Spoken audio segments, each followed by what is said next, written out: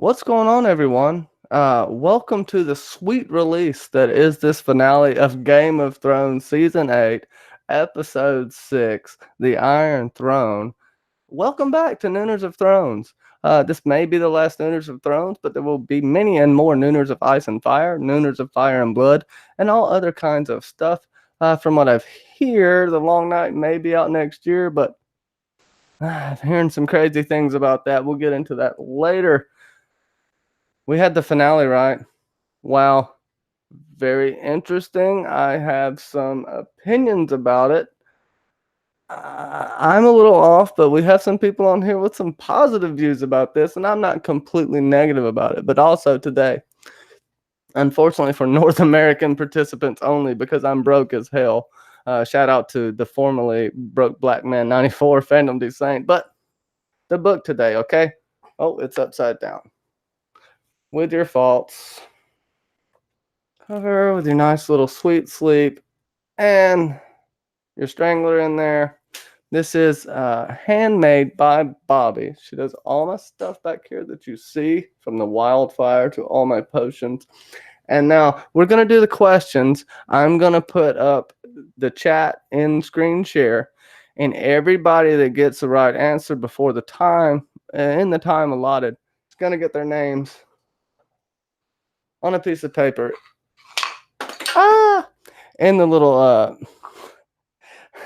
I can't even think, my little alchemy bowl, but I know what it's called.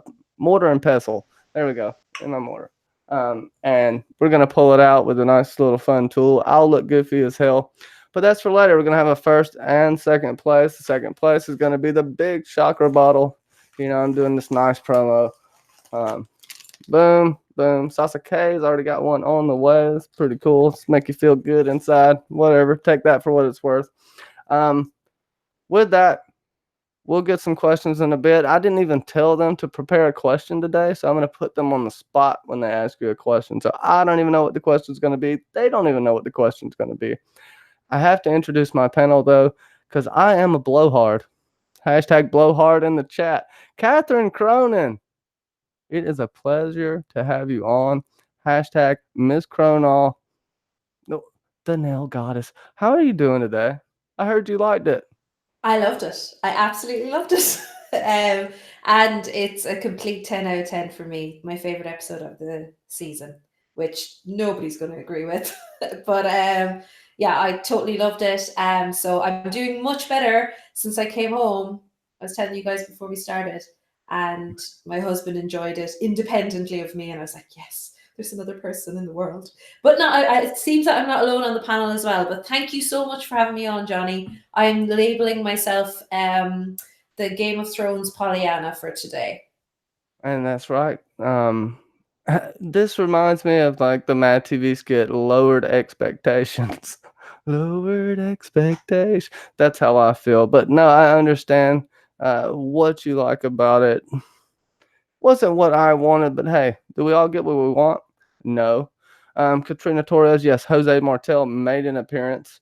But John St. Baptiste is here. How are you doing, man? That has to be artificial sunlight because I know you'll burn up in real sunlight. Yeah, it's really bright, and what's awesome is the temperature's broken. It was 90 degrees here for like 3 or 4 days. For those of you who think metric, I think That's a low body temperature. 27. It's been really bloody hot. But yeah, I'm doing well. I'm excited to talk about this episode. I'm, for the most part, with Miss Cronall. I don't know if I'd say it was a super amazing episode, but I think there was more good than bad. I do definitely have some inconsistencies that I will probably be pointing out, but overall, I thought this was a pretty good episode. Pretty solid. Yeah, I mean, Bobby Catalano said something behind the scenes that she said it was a perfect ending. She has no desire to ever watch Game of Thrones again. Bobby, we love you, Bobby. That was the most hilarious thing I've seen. And no burning sword, Dark Mother. No burning sword. They didn't even mention that in the show, actually. So They never introduced it, which they should have. They talked about Azor Ahai, but they never talked about the tempered steel with Nisa's heart. So yeah, just a regular, uneventful death. MackenzieLBurns, aka Sasa, the hell's going on? I mean, I swear I haven't seen you in a long time. I know, right? It's been not that long, but doing very well. I kind of got the ending that I sort of wanted, in a couple of characters, but hey, why not? This episode was pretty good. I wouldn't say it's my favorite, but I would say that it's a pretty decent resolution for a lot of characters, and yeah, I'm excited to talk about it with these fine people that you have collected today to talk with us about the last episode ever. So, yeah.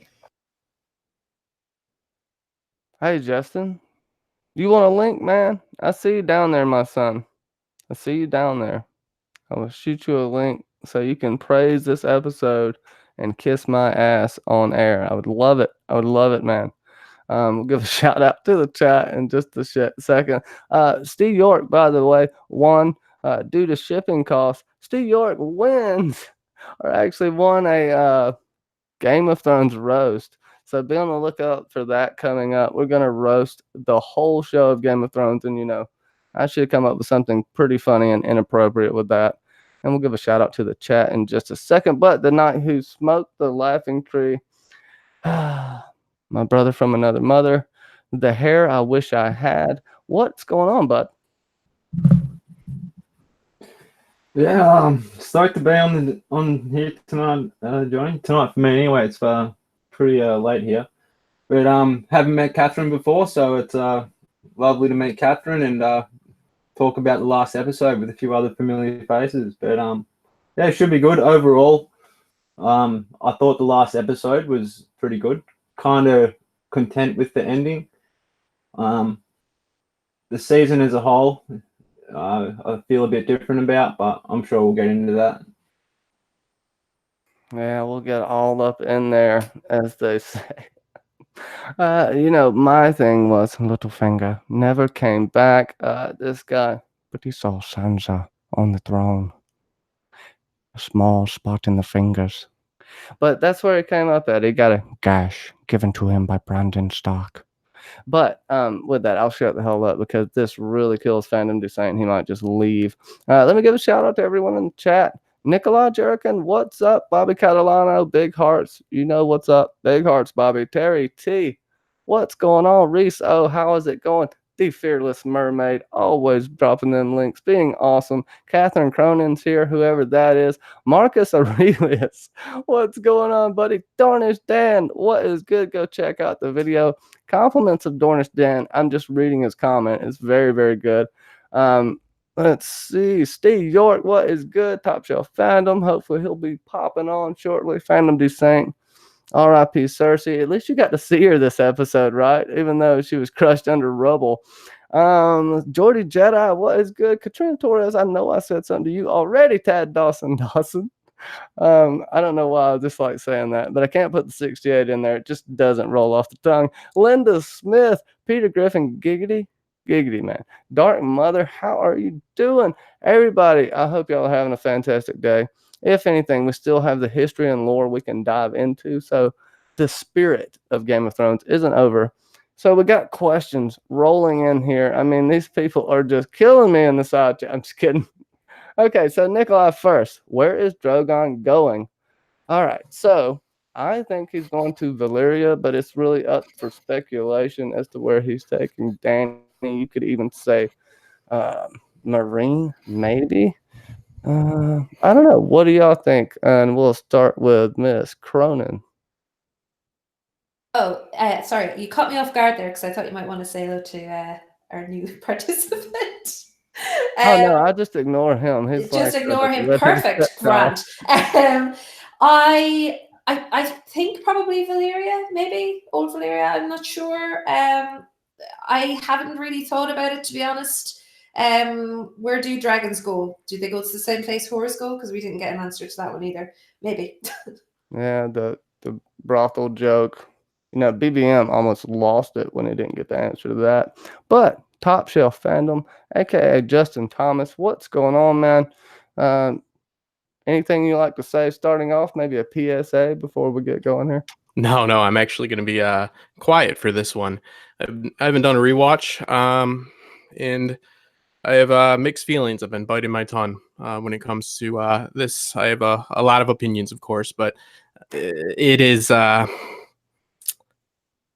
lot of things were fun for the last 2 episodes, and there's a lot of issues. So, I mean, it wasn't great. That's where I'm coming from. I got questions, so I'm just thankful I jumped in. I got home, and looking forward to seeing what the rest of the fandom is saying about it. All right, thankful to have you on, and I'm in the same boat as you. I wouldn't say I'm pissed off at it. I would say they got us to where they needed to go, but really rushed, and it felt like there was a void in the center of the storyline. Let's see. We'll get into a couple of questions really quick, and then we'll kind of dissect the episode. Catherine Bassett, did Bran know all along he was going to be king? See, there's an issue right there. Seemingly, right? And if you go back and look at what Bloodraven said, you could read into that, but it's very, very loose. There wasn't many hints of it. The people, like, shout out to John Del Vento, who's one of the first people that I know of that said this, and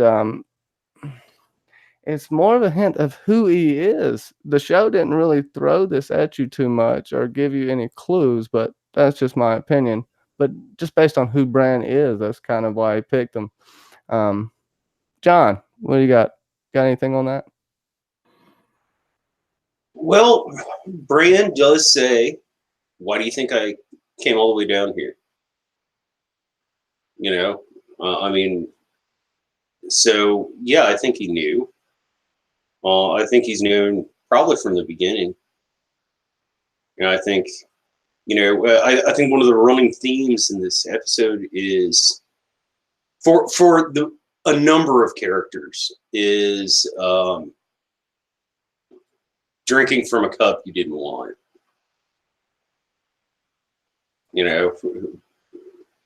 John gets his freedom, but, well, kind of. At least he's not sitting in a jail cell with like really bad facial hair prosthetics. Well, you can't break it down too much because holes appear everywhere. I see what you're saying, though. That's kind of what they're going for, but then you can argue Sansa just kind of got what you want, which I like. Well, like I said, not everybody. I'm sorry, I didn't mean to speak over you. Oh, go ahead.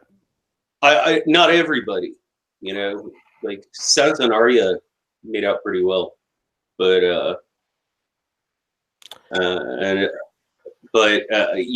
I think Brandon got something he didn't want. Tyrion, Jon, gotta say it at least once today. Big Worm. Go ahead, Jeff. Drinking from the cup I don't want. I just my 2 cents is I think that the sentiment in the theme, a lot of the major themes, they really landed, meaning they conveyed, but they didn't earn it, in my opinion. The sentiment of Bran being king, first off, Tyrion was in handcuffs, and evidently he was either about to be executed or he ran that great council, if that's what you want to call it. The way in which they got there was so contrived in such a mess that it takes away for it from me. But I mean, like what John is saying, I'm with, like, the sentiment of Bran being king. It's like he sees the past, so the hindsight and foresight, and he can, like, hopefully avoid future errors and use knowledge, and it's all in there, a lot of the stuff. But like every way in which they got to achieve this sentiment in multiple story threads is very contrived and very messy, and it just comes down to they needed more time. I mean, come on, they literally fixed the wheel or whatever they did. They separated the North in 7 minutes, and Tyrion did it in handcuffs. I mean, come on. But the sentiment's there. I feel like the sentiment is there for a lot of the stuff, and they did a lot of things. They got to these places that I figured they were going to go to. But I mean, again, Dan and Dave, Beyond the Wall, it's another just repeat of that. The way in which they got there, is atrocious. And I'm sorry, smart TV needs to be smart TV to the end. I expected more. Maybe I shouldn't have. I agree. Can I just say, Yeah, go ahead. Bring out that ray of did Bran sunshine. know all along that he was going to be king? There's definitely, he must have known at some stage he was going to be king. I think it was still dependent on the choices made by the other key protagonists in the story. And for me, what I like about Bran becoming king is that he doesn't interfere in the process to either put himself on the throne or to avoid being put on the throne. He just allows everybody to do what they have to do. And yes, that includes Dany burning down King's Landing. But I'm of the firm belief that during the long night, Bran sent his consciousness out of Winterfell to avoid the Night King seeing Arya. And I think Bran has always had these visions, whether it's a completely accurate view of the future or not. I think that's still up for debate. But I totally agree. The show needed more time to get to this point and to actually present Bran as a viable option to the TV watching audience as a whole. And as I said to the guys before the stream, this is why it's taking Wins so long. If this is the way that George is going to end it, it will need to be fleshed out a hell of a lot more for the readers as well. We'll be piecing it together as we get into Dream of Spring, I presume, as well. I'm guessing this was the third twist, right? Bran becoming king. Because I know we were supposed to get in the finale, but I wasn't sure if it was Dany or Bran. I'm guessing it was Bran. Isn't it like Bran's lack of self, since he's so desensitized, which makes him a rightful king because he's not looking for self gain, he's looking for the betterment of everybody. Like, I get the sentiment, I'm totally with you, but again, that's why it needs we shouldn't have to piecemeal this together. It should be, oh, okay, all right, we shouldn't have to say technically it works. It shouldn't be like, okay, let me do this, let me cross this out, zigzag here around John's parentage, because I don't know what the fuck that means at this point, and go over here and, oh, yep, technically it works. It's not totally bullshit. You know what I mean? Like, it's beautiful, the sentiment, but again, the way they got there is just, man, my niece could have got there better. I'm sorry. Yeah, I totally agree. And I think a lot of this is that they got jaded with this series. It's clear that they got jaded with it. There's a huge amount of pressure as well to move forward with a story. They don't even know all the routes to get to the end. So I'm sure there was a lot of pressure on everybody involved. But I agree, they just didn't have the time to flesh it out, which is unfortunate because I think it could have been actually sold much better in the end. Yeah, and I'll be quiet, but it's just the fact, and I've been like actually an advocate for Dan and Dave the last like year since I've been studying the adaptation, but they chose not to take this time, so it is on them. Like, a lot of series don't have this luxury. They were offered multiple more seasons. They chose to say 6 episodes, we got it. So, like, there's way too much hate going on right now, but at the same time, I can't excuse it. I can't excuse it because they had the option. You know what I mean? They had something that a lot of creators don't have. A lot of writers had to rush things, and they had every opportunity not to. And every single issue that it came from this last season is a time issue. It is rush storytelling. Every issue comes down to it. It could have been just so much better with just one more season. Yeah, I felt like they were cutting bait and running here. But the most important question, I'm being sarcastic, is Sassy Sansa, why did you tell Edmure to sit down? I mean, come on. This guy deserves to be king. Because no one actually wants to hear that man speak. Because there was a question from Jordy Jedi. Was Edmure actually going to say that he wanted to be king? It's like, yes, he did, but no one would probably vote for him because it's like, you've been gone for like basically 4 years minus 1 episode. So it's like, go away. But I mean, they had to give her one more like sassy moment before she's just like, she starts demanding things like wanting the North to be independent. Yeah, fuck you, Edmure, and one more fuck you, Sansa. You know, just for the kicks. Yeah. You got captured on your wedding like a douche, idiot. Like, come on. That's how I would have voted for him. Just for the laugh, really. Just like a fa, like a That was Holland there as well, right? I don't know. No. Yeah, I think it was. Yeah, I think it yeah, was. it makes I'll no sense check. for him to be there because he's the vassal. But I mean, I check. get I the can check. sentiment. I'm pretty sure it was Holland there as well. He didn't say anything, but he's like, my kids died for this shit. So There was another guy over on the other side of Sansa and Bran. I didn't have a clue who he was either. Yeah, Kind of a guy with grey hair. I'm assuming the Howland Reed guy was the guy beside Edmure, but the other guy didn't know who yes, he was. yeah. I was trying to figure that out too. Sweet Robin looked good. Knight, what do you think about Bran becoming king? Also, you can throw in some Edmure there, and then we'll get into, was this really going to be the same ending as the books? Of course, we got some questions coming up for you for this book. I'm not a big tease. Well, sometimes I am. Go ahead, Knight. Yeah, I'm real suspicious on Bran because, as you say, like, was this his plan from the beginning, or did he know this was going to happen? It just seems like the way I look at it, throughout the start of the series, the Starks get dealt a really, really shit hand. And as the viewer, you want to see the revenge and you want to see that turn around. They've ended up in like a really, really strong position. You have Bran in King's Landing, king. Sansa, king of the North, the queen of the North, sorry. Jon, is he king beyond the wall now? Might as well be. And then you look at all the other major houses, and they're already in alliance with the Starks, minus Dawn and the Iron Islands. So, like, I don't know. It seems very suspicious to me. It wouldn't surprise me if he's kind of pulled the strings and behind the scenes it ended up in the position that he's in.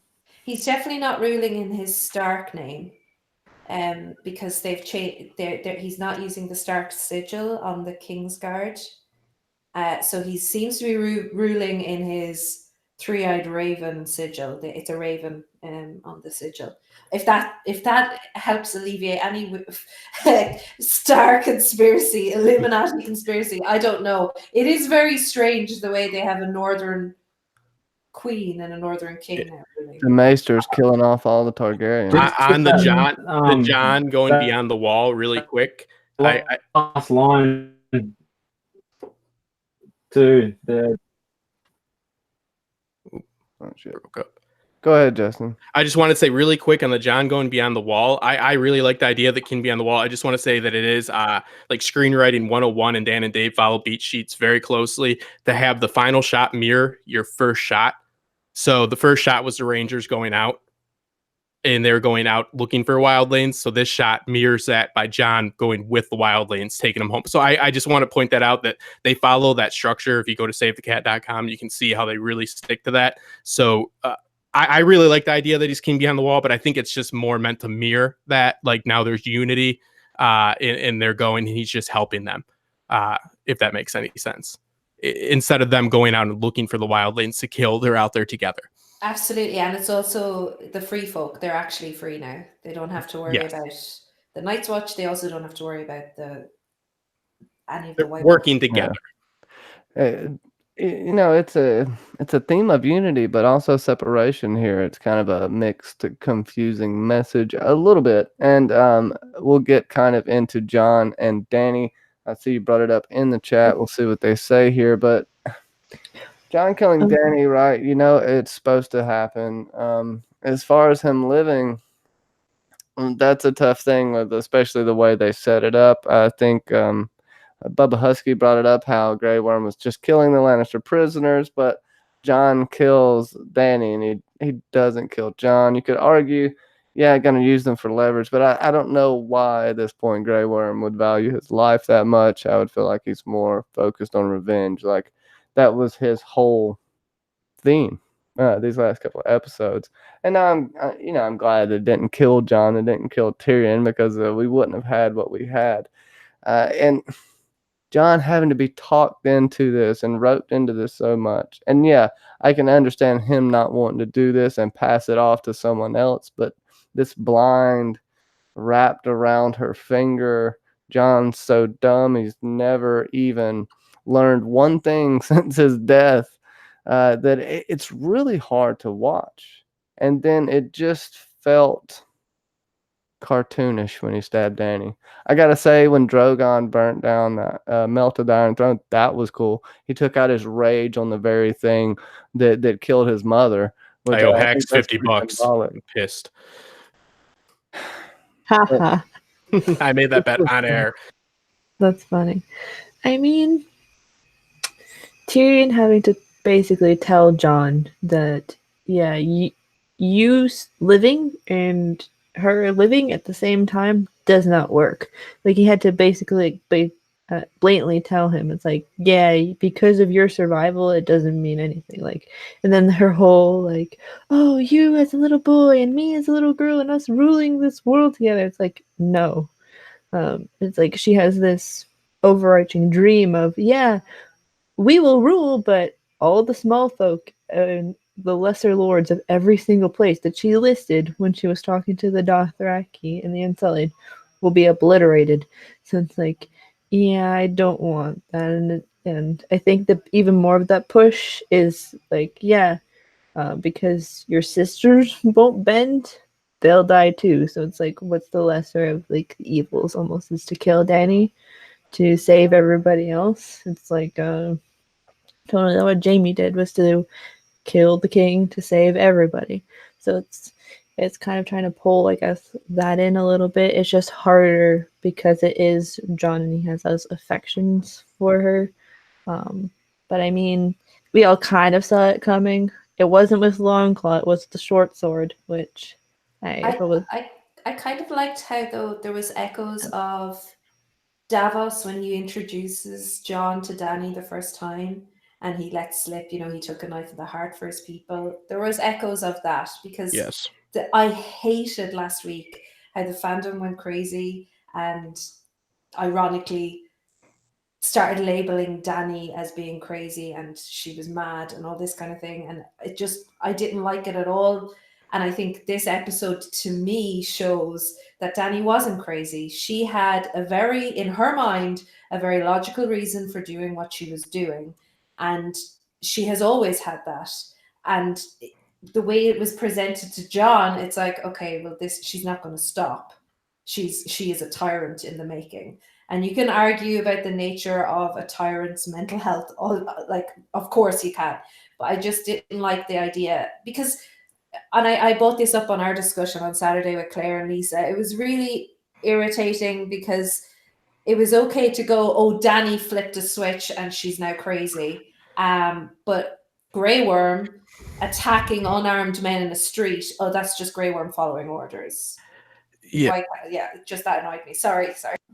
No, to lose. I think that it's such it really is. I don't want to hyperbole here, but it's a travesty to lose the empathy for such a great character like Dany by rushing this and having that switch being flipped in a sense, because Dany had every reason to be upset, but the way it was portrayed, it was too quick, it was too harsh, and it did just seem like, oop, now she's nuts. Now she's just killing people. Exactly, yeah. And it's such, it really is. I know it's hyperbole, whatever. It's a travesty because that's what makes this show so great is you understand everybody's POV. You know what I mean? Like some things weren't that well, achieved in this medium, which is not easy to do. Like Cersei's empathy is not as much there when she has her walk of atonement and all that, like as you get in the books, but the books are not the show is not the books.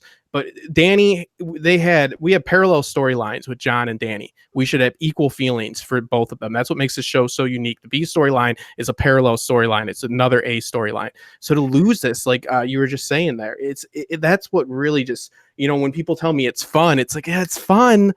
Okay, but it's like if they could have gave me 6 more episodes in total, you could have had this arc play out in a way that people wouldn't be feeling ashamed to back Danny, or they wouldn't have felt a loss of connection with their own struggles. I mean, this is a wonderful vehicle for truth, and mental illness plays into this with this flip of a switch. I think this hit home for a lot of people, and I think they really blew it by rushing it like that. And it's such a beautiful story that ended in a really, it's just a hacky way that makes it's hard to have empathy for because of the way, excuse me, by the way, especially for a casual fan, you're just losing so much that you worked for. It's just like throwing it down the drain at the last minute.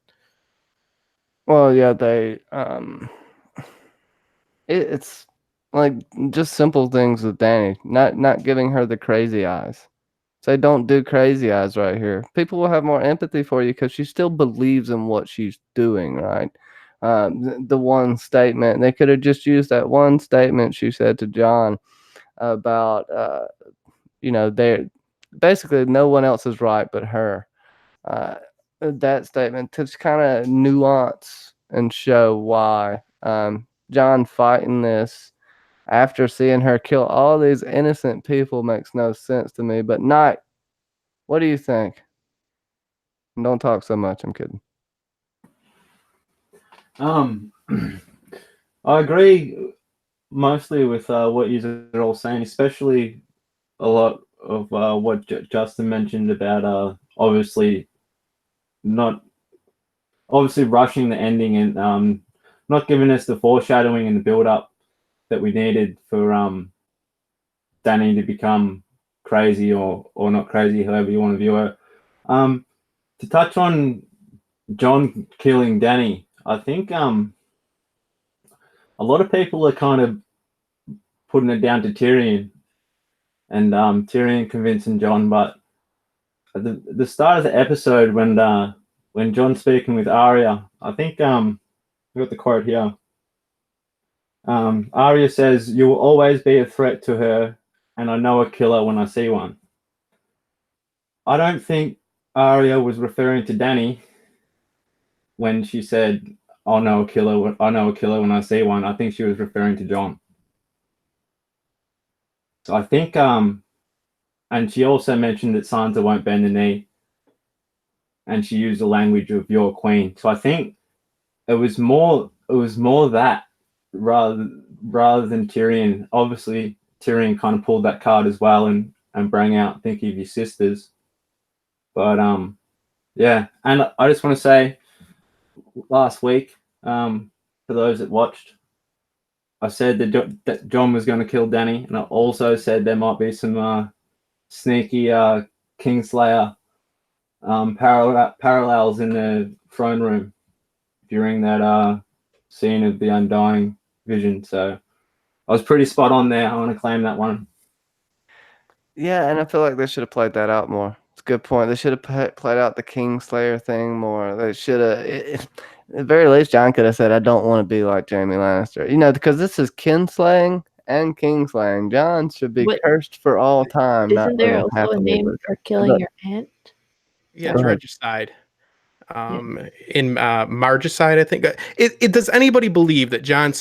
They should have mirrored the first episode and said a madman sees what a madman sees, or a mad woman sees when Jon Snow executes people, or Jon Targaryen, whatever, Aegon Targaryen. His character doesn't stab people in the heart. Okay, when they're kissing, he does it proper, and it's not maybe. I'm not saying it's the best thing to do, but it's just so out of character for that to happen in that way. For me, it just doesn't make any sense that he would kill her like that. And I think what my man just did there is polished the turd really well. And you made that story a lot better. But I do believe that they're point blank pointed at Danny. I love the way you're posting it.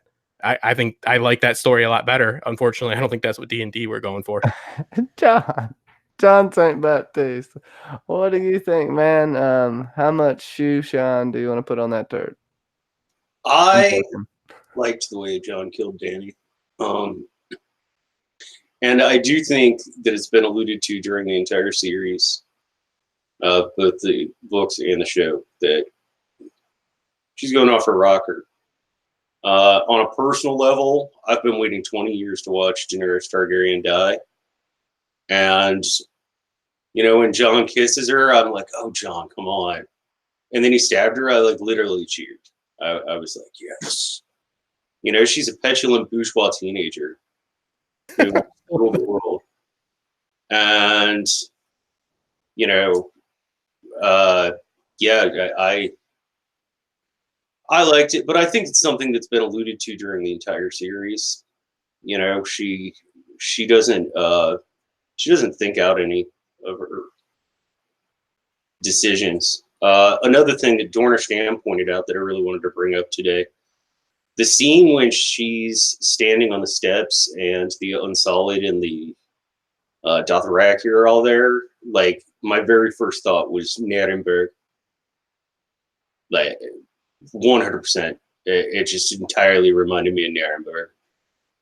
Like, you know, just like this dictator standing here with all these soldiers who are essentially brainwashed by her.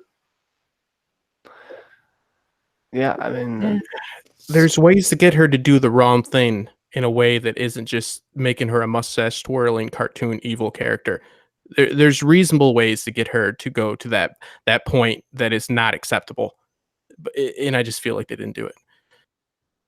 yeah, I mean, it's a well-known fact that Targaryens are refer to that, even though it's it is a sensitive subject, but they are in that line because that's how they kind of ran Valyria with the slaves and stuff, in a sense, and they've been compared that way in the past. I don't know if that's kind of what they were going for. I guess this whole Foreshadowing is not character building. John, I just to kind of back what you said up there about Nuremberg, I've been referring to Dany's as the third Targ Reich all week after seeing the previews last week. And I know it's been mentioned in the chat a couple of times, that visual of Drogon behind her with the wings coming as she's approaching the Unsullied was just fantastic. And in general, Drogon, as throughout the season, he just looked incredible. So great. The visuals were on point. Who is Grey Worm at Nuremberg? Goebbels? You know what I mean? Like, why was he running the show? He's a war criminal. You know what I mean? Like, we all hate Dany for what I'm just saying hypothetically, Dany's so evil. Grey Worm just didn't have a dragon to do his killing, and he's running shit. That's like having Himmler just up there judging people. And he I got like off the scot. Goebbels reference more than Himmler, but Yeah, I like Goebbels too. That's why I went with it first. I mean, I agree. maybe Sphere. Yeah, Yeah, maybe the architect. No, no, girl Nettles. No, that's actually what they're going for. You can see it a few different ways, but they're going for that, and that's what she said it from her own mouth. No one else is right. Only she can make them right. If they don't disagree with her, she'll even kill women and children. That's kind of what they've made. You realize here, albeit way too fast. Let's jump off this for a second. Who's got a question? And I will share the chat. We'll get some names down for this book. Well, this is not not really a No, question, but it was just for it the was chat. a question for the chat or a For the question chat. for Who's the got chat. one? Where did the Dothraki go? I think they went with the Unsullied. Is there an actual answer to That that? was a joke. That was kind of I think they went with the sarcastic. Unsullied. That's though. not the actual question. Also, I think one of the older men that was, I think, beside Bronn John Royce was supposed to be Maester Walken, just in not a Maester outfit, because he's credited on IMDb as being in the episode, and that's the only scene that I can see him being in. Oh, that one guy was him, I think. Yeah. God, that was terribly handled. It was beautiful, though. I mean, it was cinematically, like, really, really beautiful. It was a beautiful, beautiful turd. Well, I guess we'll get to a question for the book later. I'll think of one. Y'all go ahead. Do you think Grey Worm's just looking for a girl that looks like Missandei? Because he's going to Narth. He's gonna die in about 2 days when they get to Narth with the butterflies. Butterfly. Yeah. I like how Arya goes, nobody knows what's Westeros, and Branson right there. Like, the guy knows everything. Fucking ask him. It's hard to say nobody knows. If he just hits Essos, should be shattered. Oh, at least Ghost is back. Okay, so here's a question. And I'm gonna go over to the chat. This is for an entry into the book. What was Alyssa Pheromone's name when she crossed the Sunset Sea? What pseudonym, is that the right word, John, did she take when she stole the 3 dragon eggs that Danny came up with? Oh, goodness. I want to say it was Alicine something. What are you doing, John? Oh, I'm sorry. I thought you were asking me. My apology. I was unclear about the rules as well. Never mind. All right. This is a Walmart Nuremberg. Yeah, well, I mean, we do this every week. So I guess Take a different. we got this going. I'll just try to do one big question for it at the end. We'll figure it out. No, Y'all go ahead. I figured a question. It's okay. Go ahead. No, like Does Catherine, you got a question? Is that a question? No. Don't have a question. Oh, No, I'm sorry. talking Here, about your question, in our Lady. side chat. You're Sorry. asking the panel. I thought you were asking because I was like, my God, that's a hard question. I was trying to think myself. Okay, so yeah, so this is about my question, yeah, about Sansa. Is that what you're referring to? I was during that council meeting, I wondered if Sansa, because she was clearly annoyed Tyrion didn't say her name, would she have kept the North independent if Tyrion had made her queen? Because I think the reason why he doesn't is because I don't think Sansa would allow the North to lose the throne in the future to a council, right? I think once she's in there, she's in there. I'm not necessarily sure if Sansa would be on board with the council voting, and then the North being kind of consumed by the 7 kingdoms again. So that was the only thing I wondered what you guys thought about that. That's good. I think that Sansa. Are we supposed to answer this? I'm still very unclear. yeah. Yes, yes. Yeah, I think that it's, Sansa wants independence, and she gets independence by, she doesn't want anybody overlording over her. She has no interest in, she's become disenfranchised, desensitized from, all of her travels and wares and all the bad experiences. She cares about the North. North is vastly different. So she gains her independence through that. That's a very good question. I think that she wouldn't take the Iron Throne, it's I don't think she would see that as being independent. I think that she would see too many variables in that could just put her back in situations like she was in. I was kind of thinking the North probably wouldn't let her do that either, right? Because I'm sure the only reason they're following her now is that she's offered this independence. So yeah, they'd want to keep she that. embodies them. Mhm. Yeah, no, I agree. Good point. I love Sansa. I'm happy at the final 2 minutes there. Like, hey, guess what? Sansa's actually smart as shit too. Sorry, we threw her through the mud to get some fucking conflict every other season, but she actually looked amazing as well. I mean, she did. Just so cool. Yeah. I don't know really what to talk about. We could do Tyrion being the Hand, which it almost seems redundant here. I could be okay with Tyrion dying.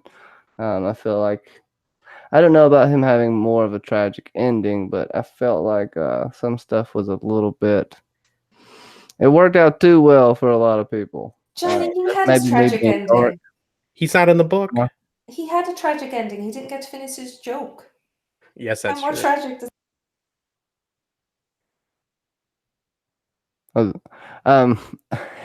And I don't know. I don't know. It was okay. It was okay. What about Bronn is we the got any reed questions in runs the the bread chat? basket? That's crazy.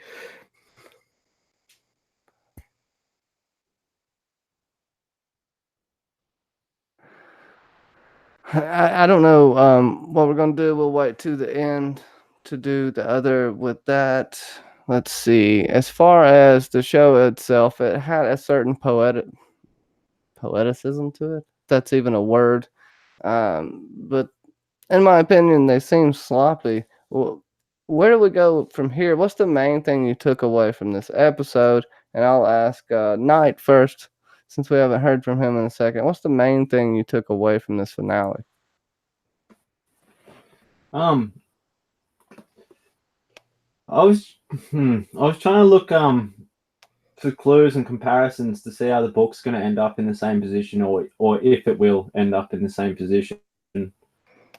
I think a lot of the things that happened, I think were not so really predictable, but we kind of knew they were going to happen to a certain extent. Like breaking the wheel, for example. There was the fan payoff with writing the book. And then obviously it's not a democratic society, but it kind of is now. And then we get that that payoff with Starks that I was talking about earlier, and ending up in favorable positions again, although they're not the positions that they necessarily want.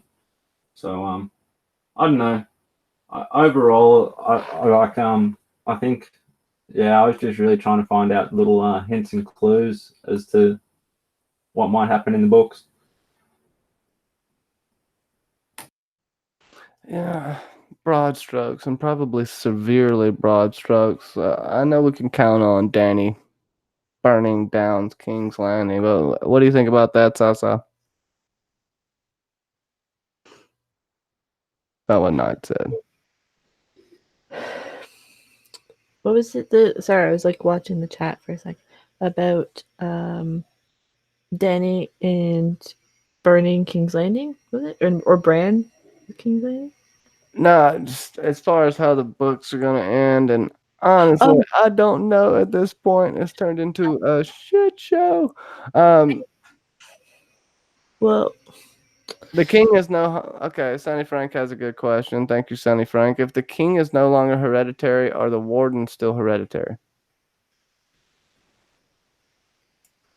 I guess they didn't flesh that out, but I mean, I guess.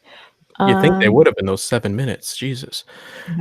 But going back to like how the book might end, well, I guess if Bran is king at the end of this story, then it kind of bookends the beginning of the book, because Bran is the first chapter. So if Bran happens to be the last chapter in A Dream of Spring, then that'd be a weird but cool dynamic. But I guess in terms of the ending, I mean, I guess this is one way to write off if Jon doesn't come back in the story.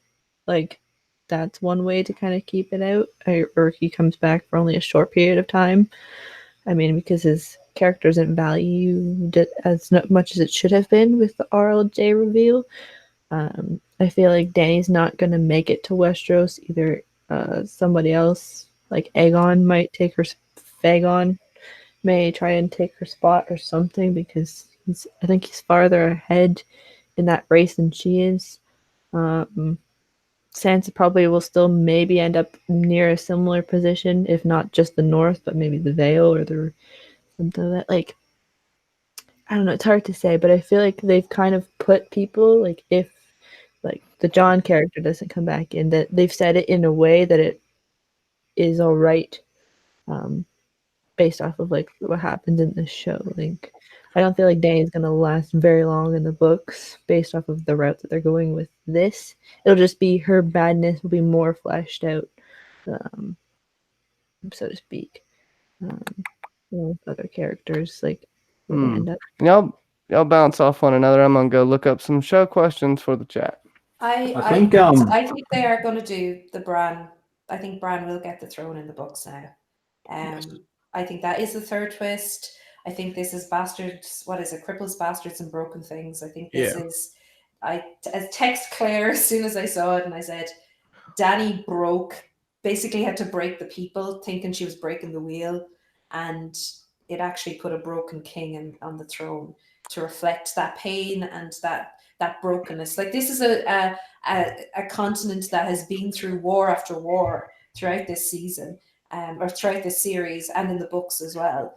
Conflict after conflict, and I think it just, you get, the people are getting the king that they deserve and that they probably need. And as much as Bran isn't Bran, that we know, he's still a broken person to everybody who sees him from the outside. And I think Tyrion was right to choose him for this position. Of course, George will lead up to this much more, like he'll flesh it out a lot more, but I think that is going to happen in the books. Bran is like the embodiment of the people, and it's not done well, but I think it can be done well because he is not Bran Stark anymore. I think the message, it will probably go down. The broad strokes will be the same. Dany will be killed by Jon. The power struggle that leads Dany to burning everything will be more against Aegon. Loyalty will probably switch to Jon once it's revealed, once some people find out that he is Aegon, not Fagon. You get something similar, probably just done in less than 7 minutes. But Bran is really the embodiment of a king being elected, not because they conquered, not because they politicked, but because, it's just the best person for the job. I don't like it in the show. I think it could be done well. But yeah, I think that, we can't have, the wheel can't be broken in Dany on the throne, nor Jon. So you have to put those characters to the side. You have to show your Starks, the Targaryens, all the people make sacrifices and not necessarily get that big payoff, like being king or queen. So they do kind of have to be dispensed at the end. Jon can't nobly, get his way to the throne through reluctant leadership and sticking to a moral code. It is still cosmic. It's always that idea of, we can have this beautiful life if we just stop jostling for power, right? If we could just love each other. He's had this, how many times has he had to pick duty over love? And love versus duty has been a major theme. Bastards, broken things, bastards, cripples, and broken things is an ongoing theme. Tyrion calls him broken, which is, I don't know. I guess this is his name. It's kind of a cool name, kind of offensive. But yeah, I think that Bran is an embodiment of like the king. Nobody chose him, but he kind of like is the people, if that makes any sense, because he can see all perspectives. He doesn't have personal interests. Yeah, that totally makes sense. And I think I agree with you earlier on when you said that they leave too much for, I guess, the observant viewer to try and fill in the gaps and make sense of where they've taken the story. And I agree, it's not, I mean, I have the benefit of having read the books and talked about them a lot to be able to go, okay, well, I guess this makes sense and this makes sense. I still loved it. I still adored it. I think it's still like the best show for me. But again, I'm coming from a biased position where I can fill in those gaps and I can get to that place. And I think somebody in the chat, Jenny of Cold Stones, thinks that Bran is evil. I mean, in the books, we could get this being, kind of a children's plan as well, like the Children of the Forest, that they're somehow now, they have some sort of power through Bran. There still could be an element of that in the book, or that could still be something we're questioning by the end of the book.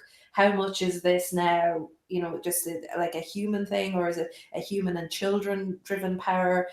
We might get those kind of questions in the books for sure.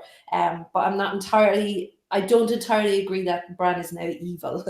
No, but the Worgen is more intrusive. It's more of a violation of privacy. It's related to basically mind rape. I totally agree. I just think it's important to keep in mind. I see a lot of people out there just totally listen. It's not good writing. It's not. It's not, but it's still a beautiful story, and people aren't stupid for liking it or not liking it. You don't need to kiss its ass, and nobody does any story any favors by just saying, "Oh, why do you guys hate it so much? It was a lot of fun." And why, no, it's great to be critical, and it could, because this is discourse that we're having about it. We can crap on it. I do not like people telling me that I'm stupid. Or no, I don't like to be out freak out. No, and it's been but that's what I've been listening to for the last 3 weeks, and it's just, allow me to enjoy the entertainment on TV that I've picked to enjoy. And yes, there are problems. I'm absolutely not excusing the problems, but it is entertainment for me. And it's insulting to tell people that they're not allowed to enjoy the thing that they love. Absolutely. Like And I'm it's on just, people have lost their damn minds. they don't know where they're criticizing from. No. We're all consumers of this. So like Absolutely. I'm on the opposite side of the coin with how much I enjoyed this episode from you, but I can appreciate what you like about it. And likewise, yeah. Yeah, why yeah, oh, she's stupid for liking it more. It's like, wow, that's a smart person right there. Yeah. So it's just poisonous. You know, we don't have to agree on everything, but absolutely. And I'm sure the books are going to be divisive when we eventually get them. I'm sure. Like books there's are loads of people books. that don't like. There's loads of people that don't like the Ironborn in the books. There's loads of people that. I mean, anyway, sorry guys. I'm sorry too. I promise to be quiet. No, I love your points of views, and I think it's a good example of polar opposite feelings on the episode, and can still have discourse.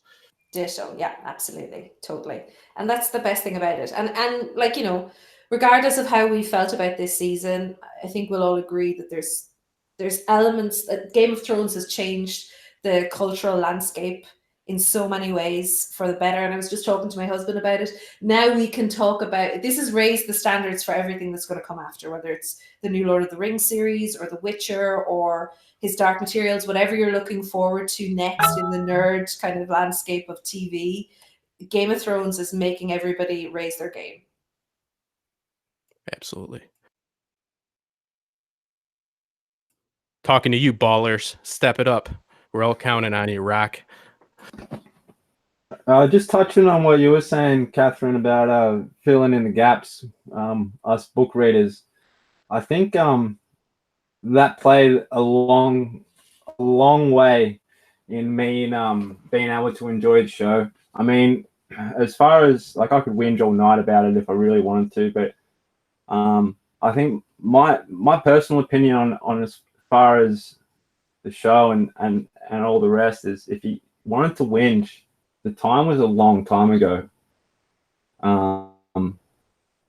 Yeah, so and just try to, I don't know, enjoy what I can. Yeah, I think you're actually right, because I think I lowered my expectations since the end of season 4, when I knew that the books had dropped, like that there was they weren't going to pick up storylines from the books. Since season 5, really, with the door and stuff, I just kind of went, you know what, I'm just going to enjoy this as a TV show. So maybe I'm coming at it from a different point of view for sure. I'm kind of interested to know, guys, what do you think? If I know your points about if it was a longer season, if it was 10 episodes, all that kind of thing. I'm of the opinion that they could have even taken maybe an extra 6 months to a year to make the last season. I'm not sure how you feel about that. Not just a longer season, but maybe even more time. I would say one more full season, and this would be 10 episodes as well, and that would be 10.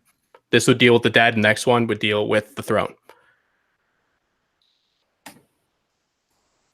Yeah, I feel like if the last 2 seasons had been the full 10 episodes, and then there was one more season of 10 after that, I think they could have got to the ending pretty satisfactory. A lot better we arrived there this time. Listen, I said as I said to Johnny in the chat earlier on, I'm just glad it wasn't lost. That still hurts. Oh yeah. Oh, loss is a doozy. That's a perfect primer for anybody right there. You think anything's good after Not to y'all. This is for the chat. I mentioned this earlier. It's giving away the handbound book. Well, you got to win it. And I probably just dropped. But you got to win the handbound book. Blah, blah, blah. Got some questions now. Sasa, give the first question. Let me screen share real quick. You got 10 seconds. Anybody that gets it right gets their name. Okay. In the mortar, I think. Mortal yeah, the bull is the and I'll draw it out at the end for the book. Only North Americans. And that's not prejudice there. If you can still play, and I'll actually do a special stream just for you, your topic of choice. So what happens if people are willing to pay postage, Johnny? If they enter, willing to pay postage? Yeah. Or they're at the con. I gotta get my PayPal worked out, but or what if they're going to the con and you can bring it to the con too? Yeah, if you're going to whatever, anybody can win it. We'll figure it out. So, the question that I had was, we see some characters have some new positions and titles. Which specific titles are left to be filled? Like the master of titles. Karate and friendship, master of karate and friendship.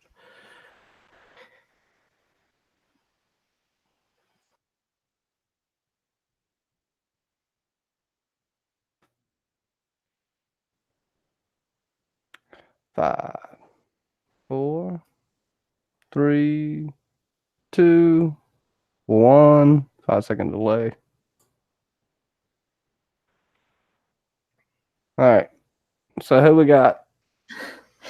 They all got it right, but they were missing. Each of them are missing one. Everybody. There's one more. Yeah, they threw Oh, out a yeah, weird there's one one in more. there. Three. There Yeah. was the Master of Whispers, which a lot of Oh, us right. got. I see Yeah. it now. Yeah. It was after the line, but because it's How do you want to Master, go to? it's Master of Whispers, War, and Laws. So We give Army to War for Linda Smith, and then we'll give Linda Smith that I one. don't remember a master of war. There's before Yeah. this. Not before. I don't remember that either. That's not a thing. yeah, But they made it up to sound cool. The Imagination Realm, Linda Smith, and Dornish Dan, I believe, right? yes. Because the rest of them was it was two of the three. I should have prefaced by saying there was three. My fault. Fucked it up. All right. So we got one more question here. Name the 5 people at the Bran, basically Kingsmoot, who weren't Starks. Yeah. Somebody gonna have to help me with the answer to that. They didn't give me the answers here. Do you even know all of them? I don't technically you could get screwed here. I think I do, but that's just me going off what people have messaged me. No one's typing in the chat, or We're killing it here. Okay, does anybody know Grey Worm's name in High Valyrian? oh, Craig. someone answered the question. Your first question. Oh goodness gracious! I'll give all y'all a couple of seconds for that one. They're coming in. Oh, now there's 3, 4. Now it's in Google territory, so I'm gonna press enter. Do it. So Now we got the next one too, which is good and fine. Is Jose Martel an acceptable answer? because it's just he's listed as Prince of Dorn, or Dornish Prince. He dated one of the Sand Snakes. And the second one will be the cutoff for Grey Worm. So let me get some help there, getting the winner. Well, I guess the people who got People it who- right here. Imagination Realm, Girl Nettles, Jenny of Coldstones, Leslie Shellwater, Andy Burnett, and then if it's after the second line, then it's Dornish Dan and Linda Smith. First line is for the first question. Second line is for the second question for Grey Worm, the Valyrian name. Sorry. Oh, then just I'm not seeing answers for the Grey Worm question. there was one. Everybody in the chat. That was Les There we are. Salvator had it for the Grey Worm question. That was That's the only right. to Say have. it. Somebody say it. Ha! I don't know. Torto Nuffle. I don't know. It's weird that she just started calling Grey Worm and High Valyrian as of 2 episodes ago. All right, we'll have one more question. We got everybody in here ready to go for the drawing. So y'all go ahead. Let me stop presenting to everyone. What are you giving to him? Handbound, leather-bound book, from Handmade by Bobby with some drugs inside. Oh, sweet. I'm going to Count of Thrones. I will steal that. Sweet sleep, and it's got some strangler in there. So if you want to kill a Joffrey. Oh, or if you just like to get kinky, you know what I mean? All Mhm. right, so we got. Like, All right, so y'all go ahead. Let me see. So the White Walkers are done, right? What do y'all think about that? Everything with the North just completely done and over with. Should there have been any nod to it? Well, the tiles didn't flip back in the credits. They're still blue. So I wasn't sure if that was just winter still existing. I did wonder, will we get allusions to like this ultimate green seeing king in the new prequel that they bring out? So I wonder, but that's kind of going off another question. But I think for this show, they're probably gone. Well, magic is still alive, right? So, I mean, technically, I guess that's the takeaway. I mean, magic is what created them. So, if magic is still around, then it could come back. But everything's going to be fine now because they watch fixed it. this. Oh, sorry. I said, watch now. John has to become the Night King in the next couple of years because he's the king beyond the wall. But no. Do we have to kind of question the validity of pumping up his heritage, his lineage so much now that we see how it ends? I mean, what point did that serve really other than to have him have conflict with Danny at that one point? It's like the biggest aspect that Bran brought It back. got him past Drogon Yeah. to kill her. I guess to show Danny's true, I guess, not affections, but her true motives almost to kind of snap her into the, get the wheels turning to finally snap her into gear of the Mad Queen. Just seems that they could have done more with it, like they could have achieved all those things without that. It seems like I just worry about the little bit of Westworld aspect. Like it was just kind of a twist for a twist. I mean, I could tell the story without that. It wouldn't be as good. We have the Robert's Rebellion. Like we see history is not how we see. I think it serves that bigger purpose well. But for our actual story thread, I think that I could write the story and do away with it. I wouldn't, but I'm just saying it doesn't serve as big of a, I don't know. It doesn't do a lot in the end other than really kind of shine a light on rebellion, which is arguable if that would have happened anyways, right? Also, I guess just show us that House Targaryen is probably now dead if Jon doesn't have a wife or father any children, even though that's his vows. He's broken them before. So They it's like brought up so many times the kid, and there's no kid. Not a single. red They herring. didn't have baby John. I mean, yeah, they didn't. I mean, you don't have to have Danny pregnant. It does make things more complicated for John. That would make John's actions seem more legitimate than what they were. His apprehensiveness was beyond belief to me. I didn't. I don't know. I didn't feel what John was feeling. I feel in the book because of Fagon, it'll serve a bigger purpose for the turn because it'll shine light on Fagon. Yeah. Being a pretender. I do think we as a fandom focus on that R+L=J thing maybe way more than we should, and maybe way more than George will in the end. And if you look at the council that was there, I mean, they're there because they kind of clawed their way onto that council. Like if you look at someone like Yara, Brienne, Gendry, like they fought to be there. Yeah. Like I know they still have birthright and things like that, but ultimately with Jon, I guess it matters because the choice was, it matters, I guess, because he has to he was turn the right power with down. he's turned the power down. But I think they could equally tell that story and him be the most noble person in that position to have to do it, if that makes sense, because of all the choices he's made to get to that point. But he made those choices even without the knowledge of his birthright, and even in the face of his birthright and denying it, he still makes that choice. So I'm okay with it because it gets him past Drogon, and in that sense it makes sense. I think I would have liked if they'd used him as a dragon rider more in the Long Night, if that had been a bit more meaningful.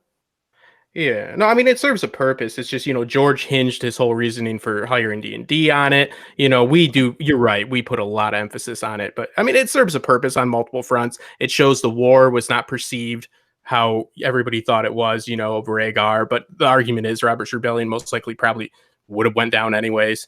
But no, I'm not. I'm just nitpicking at it. It seems like it didn't serve as much of a purpose as I thought it would. But that might not be fair. Can I just say I love David Adams? I just wanted to say that. I think with the whole like RL, like R plus L equals J thing, and a lot of the other key aspects that George would have given away to Dan and Dave about the story, I think he's more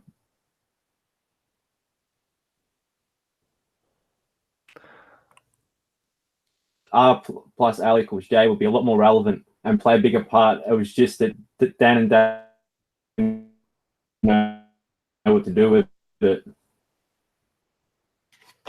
Yeah, broke up just a little bit there, but I'll get you to say again. The R plus L equals J. I think I know where you were going at with that. And I think, yeah, they didn't really play that out. Aegon Targaryen. What's the real point of Jon being Aegon? Was there any payoff to that moment? Now, is there any payoff for y'all? I think that's a good question. John, St. Baptiste. Well, I think Aemon Targaryen says it like 5 seasons ago, 6 Season 1, if it's season still 1. I think to an extent, Jon's arc kind of reflects Aemon's. Yeah, absolutely. And I think there's a certain poetic justice to it, because Aemon went with the Night's Watch, stayed with the Night's Watch completely by choice. Jon's doing it because it's what he's been ordered to do. Also, at the beginning of the show, Jon joins the Night's Watch by will, by choice. Now he's being sent to the Night's Watch as a punishment. Yeah. It plays into the power dynamic of where does power derive from. Also, it will showcase pretenders in the book. I mean, it does fit. I just think that, I think it's fair. I think that it was said perfectly. We just put too much of an emphasis on it because it works on multiple levels. I think that's kind of maybe why it seems like it didn't have that big payoff, because it is working on a broader spectrum to convey the overarching themes. It is also that thing that he's still for the North, he's still a Stark. Whether he's Ned's kid or Lyanna's kid, he's still a Stark, and that's why Grey Worm and the Dothraki don't kill him, because if they do, they're going to have. I mean, I don't fully get why they don't, but I guess they know that they're in a foreign country, and the whole of the country will turn against them if they kill Jon. And I'm still a little confused, actually. If you don't mind, can I ask a question of the chat? Or Mackenzie, you jump in, I'll ask them. The reason why Jon was kept alive was because that was the only decision that they could have made, because Grey Worm wanted them to be killed. At this, I think Tyrion says it. The Stark girls wanted you to be free. That Grey Worm said no. So the easiest way for Bran to not have war again on King's Landing was to have Jon have a life sentence for the crimes of murdering Daenerys or assassinating Daenerys. That was the reason why Jon went north, is just because he didn't want more bloodshed. Because if Jon was still alive, and people found out about it, or like alive in the sense of roaming free and not being on the wall or at Castle Black, then the Dothraki and the Unsullied would come back, and that sort of thing. But they wouldn't have to worry about it. That makes sense. Because of the Unsullied going to Noth, because they're going to die anyway in like a week going to Noth. So technically, if we're going to really nitpick, technically, all the Dothraki should have killed themselves as soon as they found out Dany died, right? Because they're all Or her the- blood riders. Yeah, those bastards. Yeah. Yeah. Well, you can't assimilate either. The Unsullied can't really assimilate and go into the population since they can't have kids.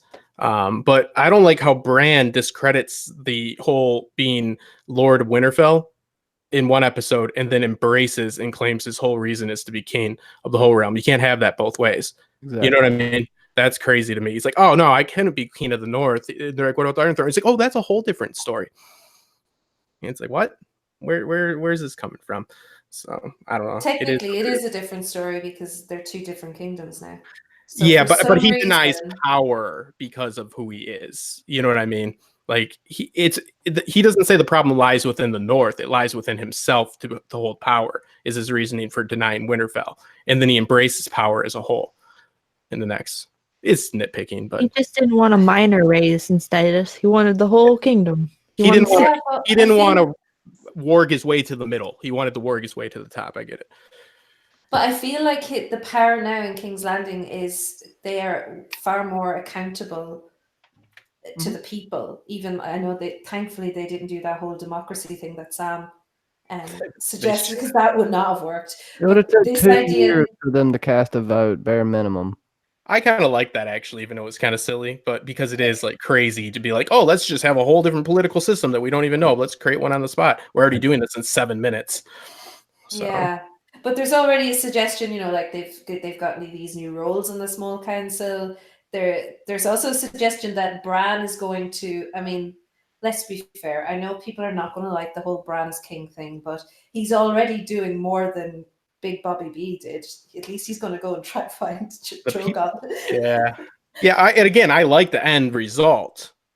I just, there is problems with how they got there because it's in conflict with Bran's position on taking power in the north is in direct conflict with taking power. They should have made it more just don't have that conversation in there. Literally don't bring that up.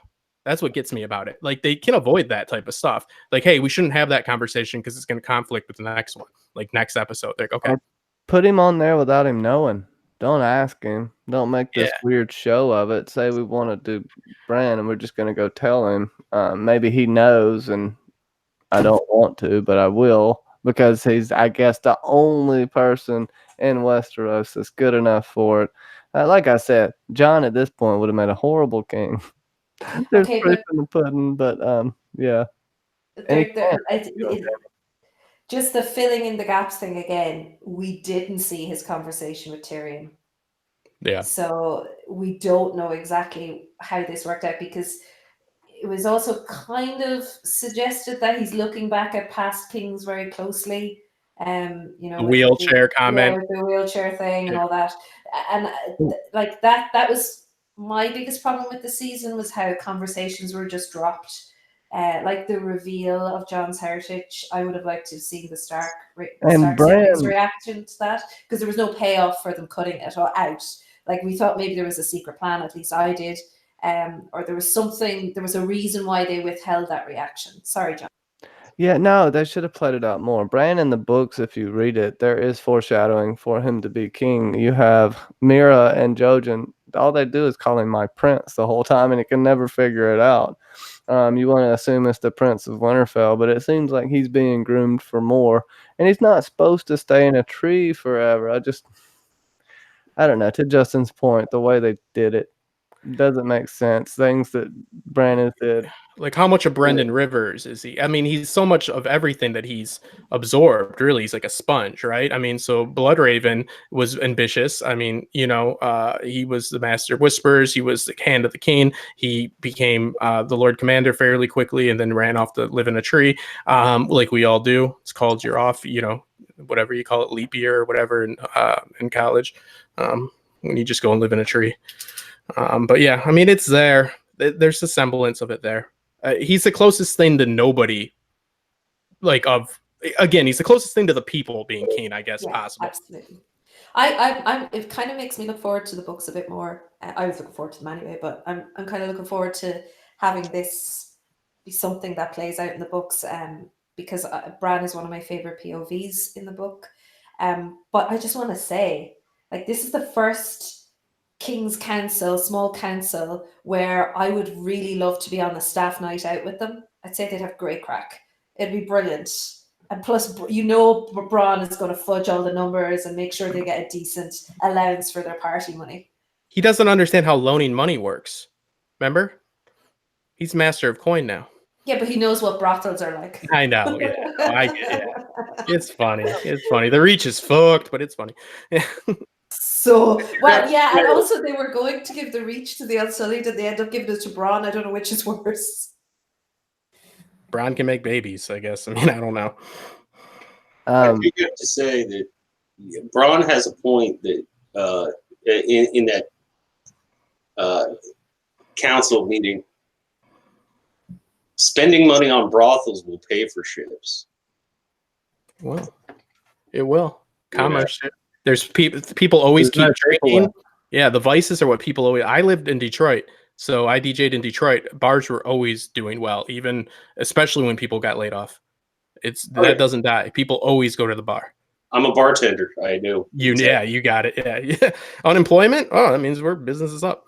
Plus, after what they've been through, they're going to need brothels and bars. Yeah, and don't we all? It would have been interesting if they had given. I put it in our side chat, but it would have been interesting if the Unsullied were given Dragonstone, because it's like to have their own separate place, but still like close enough. Because I think it was just an area in the Reach that they were given. Because what is Davos lord of?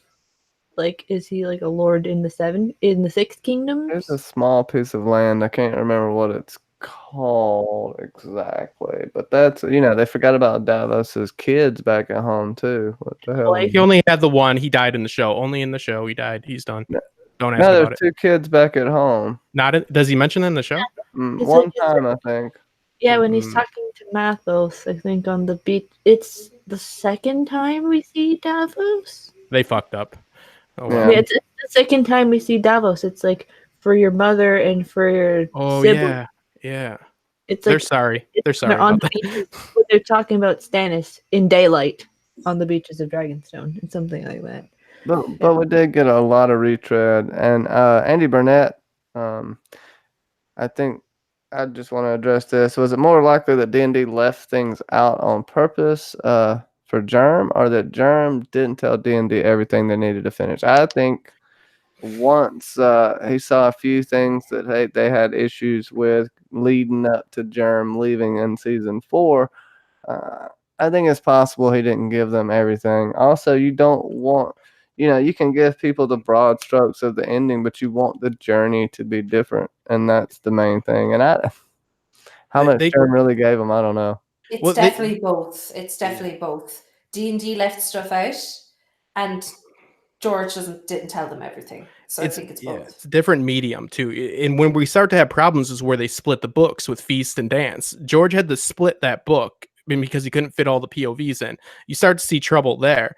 It's Dan and Dave have an issue with plotting. Whatever actual foundation was available for them. I don't know if they used the books or they just had more from George when they were still within the books. They seem to be fine. As soon as it went totally off book, they still had the story beats, but the way in which they got there, they didn't have that foundation and then didn't have the source material to see like the dynamic that worked, like for like how Arya and the Hound traveled around to the Eyrie, and so forth. Like they like that in the books, so they injected that into the story. This was like, okay, Sansa's going to be Queen of the North. Jon is going to be in the Night's Watch. Dany is going to die at Jon's hands. Bran is going to be king. The Night King will be killed. It doesn't matter by who. It will just be killed. Pick somebody, because that is literally how it went. 2 dragons need to die. The wall needs to fall. These are things you storyboard. And then the way you get to those, they just don't have a steady foundation, and they're not great at filling in those blanks. They have like 2 or 3 writers I know that they work with, but they needed a bigger team or a different team. Well, they deliberately don't let people in as far as more writers. They have this creative control thing, and I could showcase just the actors and their faces, and that can be an issue. Sometimes they cut dialogue just to show those silent moments that sometimes are really good, but like in this episode, I think there's a lot of stuff that they didn't need in there, that they could have gave us more information as to what we're doing. Not ending information, but in between information, because we got it wrapped up and we know where everybody's headed and what they're doing, and it's just kind of. I always equate it to like your grandparents are telling you a story and you're sitting down and maybe it's over weeks and then your parents come and they got to pick you up and it's unexpected. And grandma and grandpa just tell you the rest of the story from the front seat to the back seat. Then they're like, then the dragon, he gets killed. The White Walkers give him, the wall has to fall now. John is back. You know what I mean? Like it just goes from like this well-told story of everybody sitting around the fireplace to like somebody, mom and dad or grandma and grandpa from the front seat telling little kids, you know, like the broad strokes of Narnia or something. You know what I mean? They're like, oh, fuck it, we ain't got enough time. You know, daddy's got to go to work, so I will tell you the rest on the way home. We'll get Mickey D's. The analogy that I've always used, it's similar to that, but I've always looked at it as a drunk person telling you the story at a bar. And as the drunker he gets, the worse the story gets. But he also gets things confused. So if he's telling the book story and representing the show, he forgets that Lady Stoneheart, or he forgets that Fagon can't walk or can't swim. Yeah. There's a lot of things that this drunk man that's telling you the story forgets, and that's how I view Game of Thrones as the TV series. And since probably that season 5, 6, and so on and so forth. But and the whites can't swim. Remember that. So then the whites swim down with these chains to get the dragons. I thought they walked on the bottom, bro. Yeah, I'll bring that back. Can they swim? Say they can again. Oh, they did whatever. Yeah. They made reeds. They took some reeds from Hardhome and made old school snorkels. Look, I saw them do it. I watched the behind the scenes. They did all kinds of crazy stuff. Storytelling is not any easier. It's a different medium. I honestly, if I was HBO and they told me they only needed 6 more episodes, I would have said, I don't know what their contract was like, but I'd like to bring on a different writing staff and have 2 more seasons if you're not willing to see this through. If only. It almost seems like when you, I don't know, like a lot of us who are like writers, but you know how it's like you plot out a lot of stuff. It's like you plot out and you like at least give paragraphs for certain things if you're writing a story or writing essays or whatever, and then you start writing bullet points for the latter part. It's like they used all of their paragraphs from like season 7 of like, oh, this has happened and this is how it connects. And then once they got to kind of this season, more specifically the latter part of this season, they were just running off the bullet points of, oh, we have to show this scene and this scene and this scene because things were cut out. Like Catherine had said, the reveal of the kids, the Stark girls finding out about John's parentage. I think David Nutter said that it was not as important for them to show it because they've already shown other people reacting to it. Like they've already shown 3 reactions to the reveal. So it's like throwing in an extra one doesn't make any sense. Like, I think it comes down to them looking at the board because they board out, like you said, it's like bullet points. Instead of saying, how can we tell this great story? They say, how can we make this work? And that we got, how can they make this work? Yeah, absolutely. Yeah.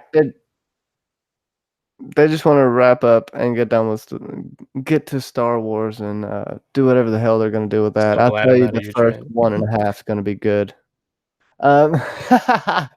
But John, I want to go to you right here. Let's do a little bit of positivity. Someone in the chat, though, I got to throw this out there. Tell me who you are, and thank you, Sasa, for grabbing this. The reason why they burned the Iron Throne is because so no one had to lift Bran into it. Man, that is horrible. That sounds like something Justin said. I said it. What's your favorite moment? I don't know. Let's see if we can get somewhat positive. What's your favorite moment from the episode? And you can go ahead and say season 8 as well. Okay, before I get to my favorite moment and positive things, I do have to say on the tail end of the rant that everybody else had, it is confirmed Arya Stark's dad is actually Wolverine. Like, you look at her face, like, where did all her scars go? They wanted her to be pretty. She's got some mutant healing factor.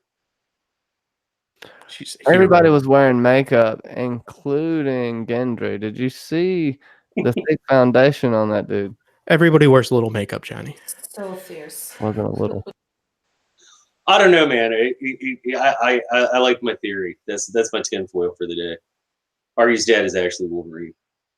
Okay, I think this episode had the strongest dialogue for the entire season. I like that Tyrion is actually smart again. I like that there was no, well, with the exception of the awesome dragon wings behind Dany, there was really no spectacle. I mean, it's kind of interesting that we've gotten so used to Drogon being Drogon that you don't really consider it spectacle anymore. Or at least I don't. That's a good point.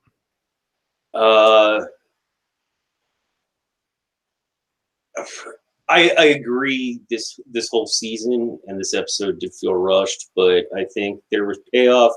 I think things were nicely tied up with a bow. I like it better than if they had left a bunch of cliffhanger endings for the series.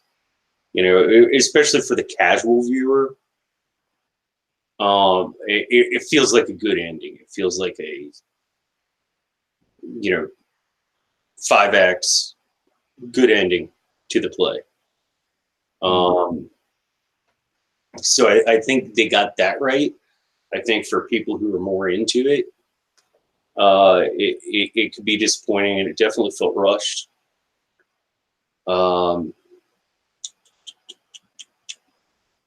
I do like that my theory that Brienne would write about Jaime in the White Book, which a lot of people came up with separately.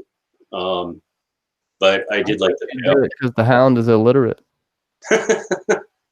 Idiot. I do like my payoff on that. I was disappointed that my pet theory that I've had forever about Arya is not true. I really wanted to see her go back to Essos and become the faceless woman. Yeah, she's just gonna get in a shipwreck somewhere like every other person besides maybe Alice Westhill. We've just seen her boat in a shot, so. She know how to sail? Is that anything that she learned? She was salty. In the books, you can go for it, but they didn't really develop it. She just went under the legs of the Titan of Bravos, all weird like, and that's pretty much all you saw of her. She's ridden on a boat. Crew too, And then, like, that's, I think, the first Stark ship we've ever seen before. Like, because they've never mentioned, like, that the Starks really have ships. Or they don't utilize a ship. Like, we've never seen a ship with a Stark sigil on it. I'm guessing that was made especially for Arya. That's her thanks for killing the Night King present. Yeah. Yeah, like Catelyn takes a ship to King's. It's like, yeah, you're right, but they don't have like an armada. It's all White Harbor and then what's it called in the Vale? The Erie. No, there's it's the harbor town. Cracklup Point. What was it? What'd you say? Cracklup Point. I'll remember. It's where Robert. Fuck. I'll remember it. Whatever. It's not important. Are we still doing our favorite scenes? Or sorry, John. Sorry. Oh no, I was just saying. I think there are some positive things about this episode. I understand everybody's gripes. I really do, but I try and look at it with positivity. And like Justin said, when you're converting one medium to another, you can't keep it exactly the same, and things are going to change. I do think there were things that were done poorly,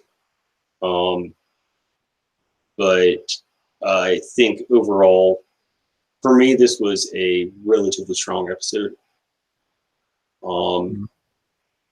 And as I said, I think this episode definitely had the best dialogue in the entire season.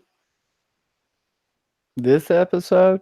I would disagree with you on that, but I definitely respect your opinion.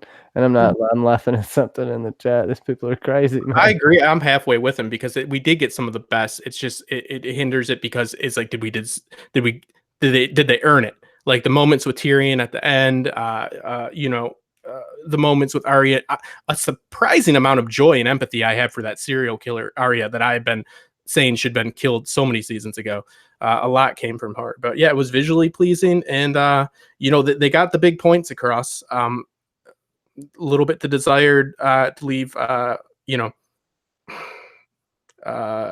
as far as how they got there, but yeah, I mean, it was beautiful, and it definitely it ended in a way that left me satisfied enough and left me doing what I think the story should leave you doing, wondering about where these people are going to be and what they're going to be doing after. It left me with a sense of optimism and joy. Again, issues within it, but yeah, I enjoyed it. I am surprised it has a 4.1 on IMDb. And casual viewers, like my mom called me and said she thought the last 2 episodes were bullshit, and she's not a big fan. Like, she's just casual. So I actually think that there's an argument for us as book readers and fanatics. We fill in these gaps and polish it up maybe better than I'm talking like a filthy casual. Like, I don't mean that to mean, I'm talking like, all the people, all the ants we've talked into watching the show, everybody we've ever met, like the people that just literally watch the show and just, that's it. They don't do a podcast. Like, I think that it seems like they're more disappointed than a lot of people. Yeah, I would agree. My mother. But there's arguments for both, but yeah, it left me with a sense of wonder and childlike joy. Yeah, it just seemed almost. I don't know. I still enjoy the show, but I want to let Catherine say what her favorite moment is, because bring this ray of sunshine into my. I'm gonna sniff some nail polish while you do this. Pollyanna has taken over. So apart from Tyrion rearranging the furniture, which brilliant, I was just like, that's going to annoy so many people for the things that the time wasting alone. I mean, Peter Dinklage, this was his episode for sure. The scene when he comes out behind Dany, I wasn't sure if he was going to try and kill her. I didn't know what he was thinking in that moment after finding Jaime and Cersei's body. That, I mean, okay, it's ridiculous. Their bodies wouldn't be that well preserved and under that rubble, but the idea that he discovers their bodies it was really tragic. And I loved the fact that he just threw the pin. He wouldn't even hand it to Dany. He just threw it down the steps. And I also loved his scene with Jon, but I think my favorite scene, complete fan service, and as you said, screenwriting 101. I did love the mirror image of the Jon leading the wildlings out beyond the wall at the end. I burst into tears because, and I should say, I'm super positive about the show, especially this season, but the show, and I know everybody in the chat knows this anyway, so it's just, this has been the hardest 6 months of my life. So the show has definitely got me through that. But so has the chat, and so has all the wonderful people on this panel. So, I mean, I am coming at it from a very different point of view. That doesn't mean I'm not being critical, or I'm coming at it with too rose-tinted a glass on my eye. But I am fully aware that I have that kind of personal thing involved. So, But yeah, the final scene, especially for me, was the best. I just want to slip in there that I didn't mean it as like a slight for screenwriting 101. I really applaud that because it works. It's a norm for a reason, for the mirroring and all that. So, and it's Goldtown in the Vale. But yeah, I love that too. That's what you should do. It's an unconventional story in the books. You can't be unconventional with adapting the screen. Yeah. So it was great. Yeah, totally. Very nice, very nice. I agree with that. Sasa, your favorite moment? I guess I kind of know what it is. It'd probably have to be the Queen of the North, Cersei Sansa, gets her way as always. What you think? She got that. Of course, I could say that it was Sansa becoming Queen of the North, and kind of paying off a thing that's been kind of brewing for a while, although me and Fake we'll talk about it probably sometime soon, but it's that payoff of she became the queen that she kind of always wanted to be in the end. But another good scene that I feel like they had to ramp up is Jon reuniting with not only Tormund and getting that scene with them together, and Ghost getting his proper recognition, and actually John actually giving a crap about him for 5 minutes and actually taking care of him, because I that now looking back at episode 4, some of those end / goodbye scenes were kind of BS. Besides Sam and John scene with Sam and Gilly, because we all see John with those characters again, so it's kind of like a. But I feel like, yeah, Queen in the North and Ghost we get to see Ghost again. We didn't get a BS goodbye Ghost scene, and plus, who knows, those little kids, and yeah, we got Ghost is pregnant. I didn't know.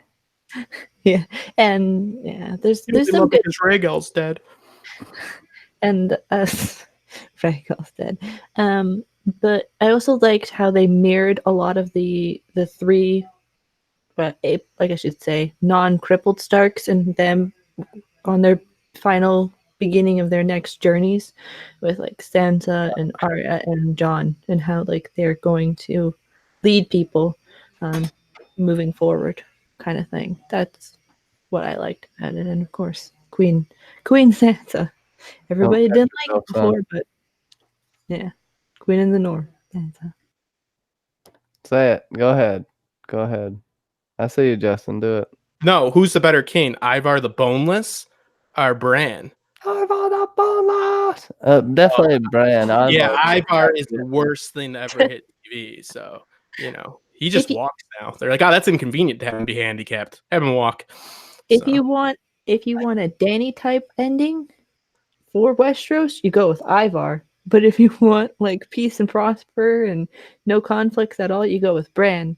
Plus, Bran can tell if the small folk are lying. If he has to meet with a whole bunch of them, and it's like, this person stole my cheese, or this person stole bread. Exactly. Be like, finally get down to what it's about: getting those bastard, low-born pieces of crap to keep lying to the rich.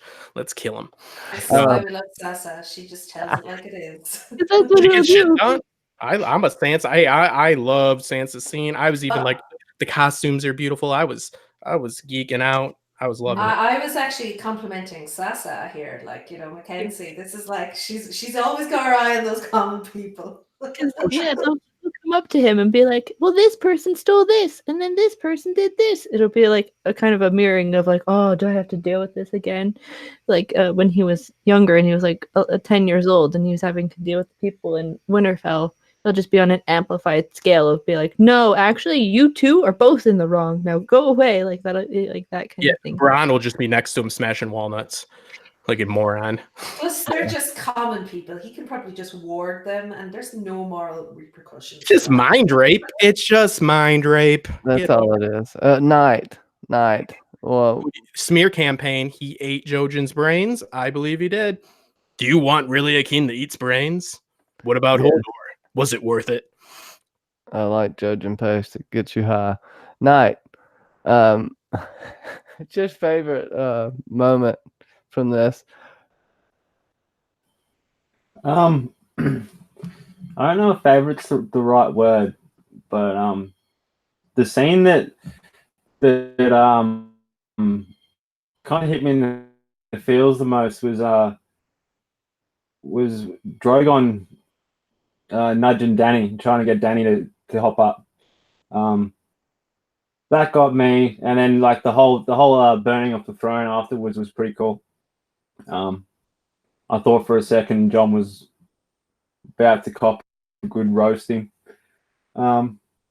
which is another little interesting topic as to why Jon didn't get burnt by dragonfire. Whether that was just Drogon being smarter than what he should be, or Dany maybe possibly skin changing into Drogon after she died, or maybe Bran. I don't know. Maybe it was just convenient for the show. Drogon would have killed Jon if that was Dany. He was checking for the 5 signs of death. But yeah, that was definitely my favorite scene. That was and it was cool because it it paralleled the visions we've seen in the housing, and I think when we first saw that that vision of the throne room and it being completely either covered in ash or snow and you know, no ceiling and all the rest, I think everyone kind of was thinking in their mind how that's going to go down. All the that was, I don't know, it was a nice payoff for me. So yeah, I think that's definitely my favorite scene. I really liked the soundtrack. Like the score for this episode was just amazing, top notch, and I think the actors probably just the dialogue was definitely the strongest in the season, in my opinion, as well as some of the others. But I think the actors they really gave it their all when they had the opportunity to. So yeah, overall, yeah, pretty happy. But that was definitely a favorite. Yeah, that's really cool. I think there's something definitely up with Drogon, and maybe you can just go simplistic and say that it's John's Targaryen blood. See, I don't know if they're as smart as you, Knight. Maybe though. Maybe though. I think you need to start writing for them, because the fan fiction is strong with this one, and I love it. It's a world in which dragons still exist. That's what's important. Like, you know, that's all they needed to convey. How they got there is how they got there, but dragons still live in this world. There's a semblance of mystery to it and wonder. It's good. Yeah, very true. Smarter than those common people, anyway. Am I right? Yeah. I don't like poor people. I'm just saying. With the dragons, I'm gonna give everyone one last easy question. So even if you have already got a question right, you still get your name balled up and put in here. You know, it's disrespected. Disrespect your name. We've already got some in here. You know who you are. But I'm gonna put the chat in here. This one's easy. Give you 10 seconds in my mind, so it probably won't seem as long out there. But name the 3 dragons that conquered Westeros to begin with.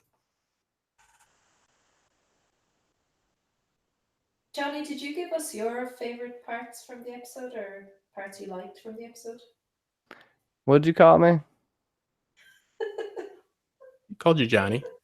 I called you Johnny. Should I call you something else? Oh no, what'd you say though? I couldn't hear you. Oh, sorry. Did you give us your favorite parts or the parts you actually liked about the episode? Oh no, I'm definitely dodging that. How dare you, sir? Me and Johnny don't even watch it. I've never seen an episode. I've just been bullshitting my way through it. 4, 3, 2, and 1. Okay, so we got Girl Nettles, of course. It's Balerion, Vagar, and Meraxes. Balerion, the Black Dread. Let's see. We got Girl Nettles. Fearless Mermaid. Oh, lots of people put Drogon. Let's see. Fearless Mermaid, the Imagination Realm, and Nicole's been so Nicole got me hard there. Oh my God, that was a horrible saying. But no, she got me painted in the corner here because technically that is the 3 dragons, right? Yeah. She should get an entry because that's we'll get it. Girl Nettles. Call them out to me really quick. Girl Nettles, the Fearless Mermaid, the Imagination Realm, Anime Lover Nicole, and I guess Leslie Silvater. All right. That's what it shows on my end. All right. So, in just a few, right before we end, I will draw this from the little bucket of names. So, because it's, we're classy around here and I say weird shit on accident. The bucket of names.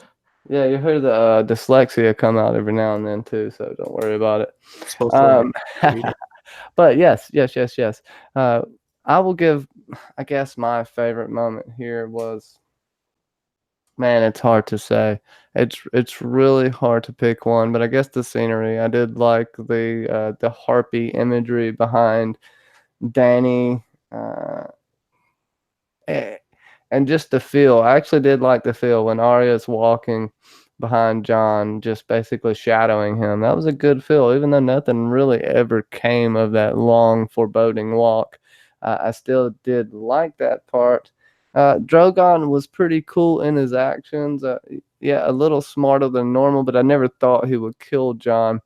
Basically, because dragons have never really did that. Well, I do have a dragon question for you, Johnny. How do they adapt to the cold throughout history? Because I know Drogon was just like up in the rubble. Not good. And is that snow or ash? Like there, it was a desert 2 days ago. Well, don't look into it. But yeah, throughout the lore, from what I know, they don't tend to be north. No, they don't. They don't like that at all. It makes them sluggish. They won't go beyond the wall. Which, there you go. There's you another hole in season 7. But it's already there. They won't do what? What? Yeah. So I think visually, ash. That was my immediate assumption anyway, was that it was ash still raining down days after the destruction of the city. and I think visually, like the snow and the ash are both supposed to represent death coming to the people, right? So it kind of, we're supposed to be confused about it because both of those things bring death. But again, I'm filling in points. I'm filling in things.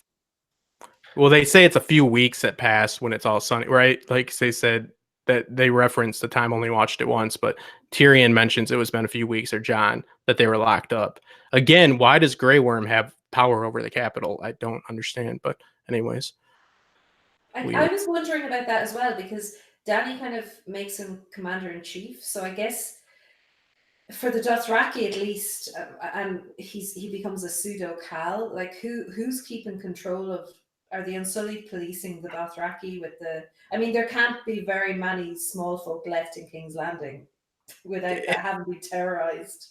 Well, who told on Jon as well? Nobody saw him do that other than Drogon. So did Jon, like, we didn't see, I only watched once, so if I missed Jon something, is George Washington. He cut down the Did he walk? Did we see him walk out and be like, "Yep, I kissed her and stabbed her in the heart"? Like, what? He's like, Drogon flew away with the body. Probably should have kept that quiet, but like, I don't know. Like, so I guess he just told everybody what he did because nobody witnessed that. Yeah, he just told him and ran away. Honestly, but Jon cannot tell a lie, right? Whatever. Yeah. It would take at least. It would take at least a few weeks for Jon to kind of undo his Ned Stark braid and just get the hair back to season 2 Jon goodness. Yeah, he's got to go back to Really? my hair for the wall. Yeah. I should have got it singed off. He should have at least got a little bit of burn with Drogon there. But no, there's not much I can say that I loved about this, but it got a lot of the characters where I wanted them to be.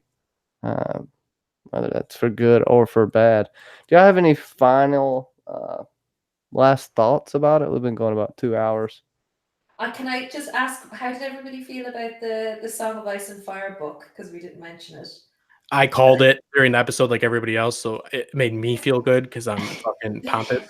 So. Yeah, but I like that. I think that makes sense. And I like how they said Tyrion's not mentioned because, Varys alludes to that after the Blackwater. He's like, the people will know, but your name won't be in any books and blah, blah, blah.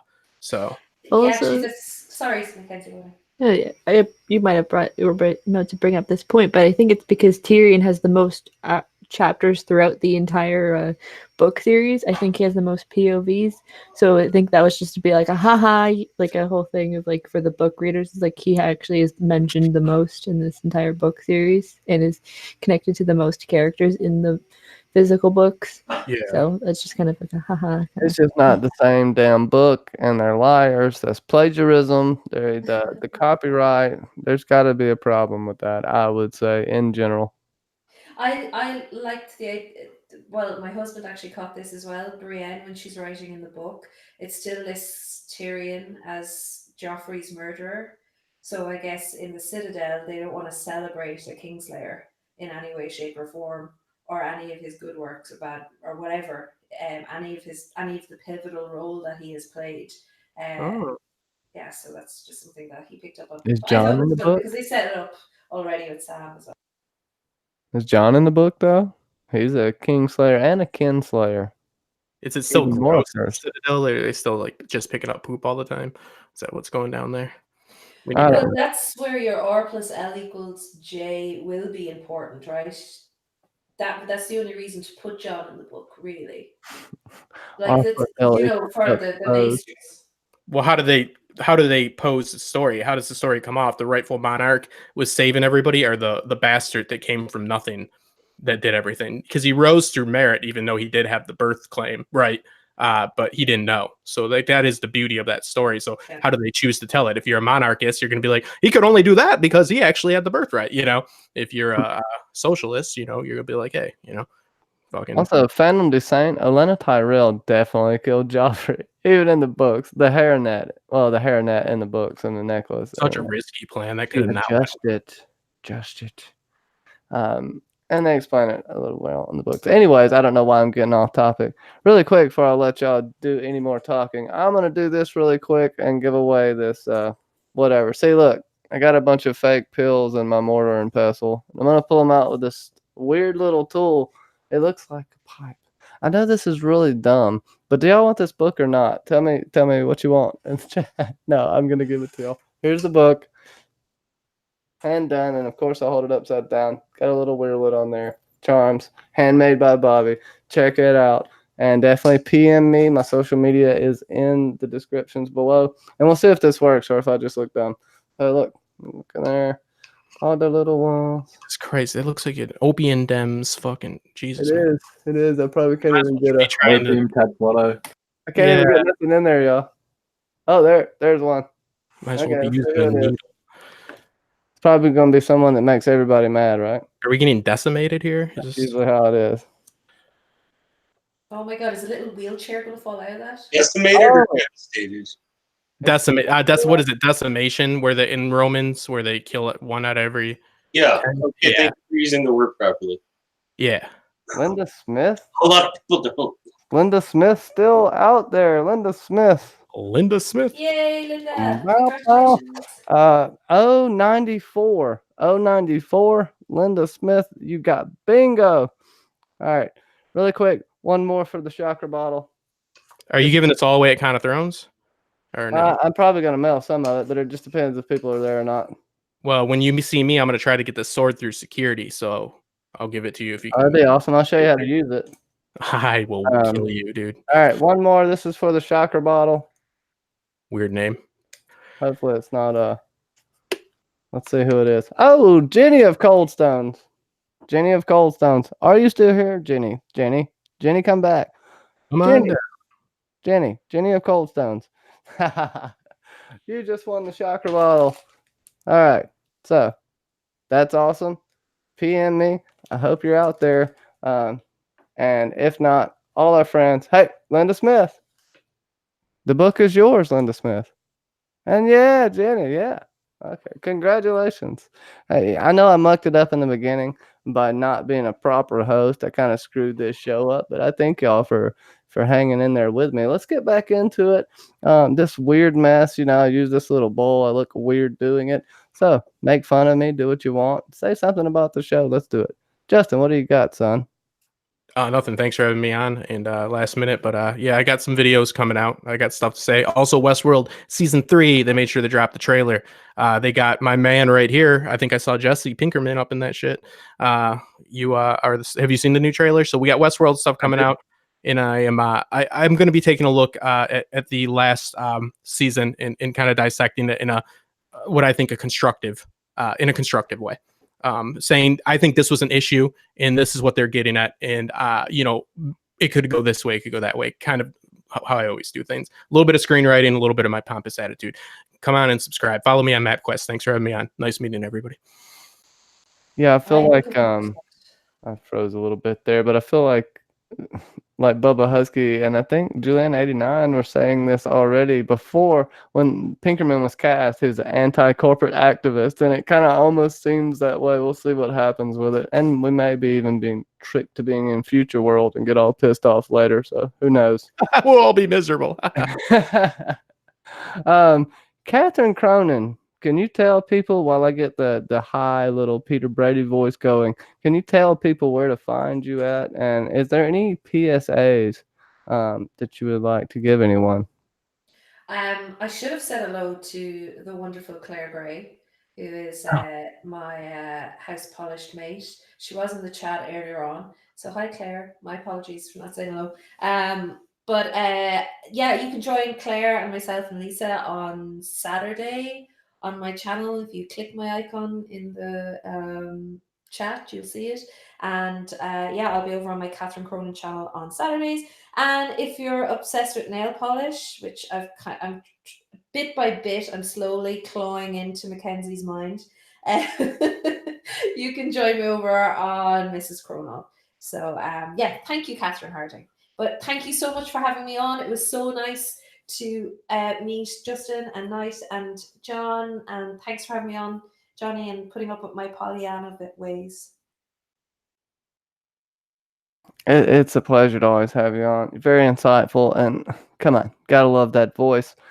John St. Baptiste, how's it going, man? Put some sunscreen on, because I think there's some light coming through your window. You might burst up into flames. What we do in the shadows, straight from that show, John St. Baptiste. Yeah, Johnny, thank you so much for having me on. I was really happy and excited to talk about this episode. I actually took off work today to do so I really appreciate you having me on here. And let's see what do I have going on now. 30 tracks in 45 days. So I'm taking 5 tracks a week, 1 a day, Monday through Friday, and putting them out. So since I've done Game of Thrones season by season playlists. Season 8, I'm letting my followers pick. So the first track for season 8, episode 6 should be up tonight.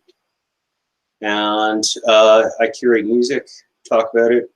Also, half this panel I spend time with every Friday night on the Cylon Johns and Jill's, where we talk about Battlestar Galactica. Speaking of books handmade by Bobby, this is my Battlestar Galactica journal, which is awesome. And I like that we can, as we were talking about earlier, have civil discourse here. I mean, the website with the little bird, I only go to advertise things for my channel because there's so much hate and vitriol there. And it's just nice to be around people who can civilly talk even though they disagree. So thank you for having me on, John. Oh, no problem, you piece of shit whose opinions I do not value whatsoever. No, I love you, John. Check out Cylon Johns for real. It's a really Johnny, good you're sleeping on the couch tonight. yeah, I will, buddy. I will, baby. I'd like to hire you as my PR guy, Johnny. Damn. Yeah, I know. You know, you love me. That he asked me for more whoopings. That's what we call them down here. Whoopings I give to John. MackenzieLBurns. Yes. What's going on? Save me for myself right now. So John gave part of my speech, which is always on Fridays. So we're talking Cylon Johns.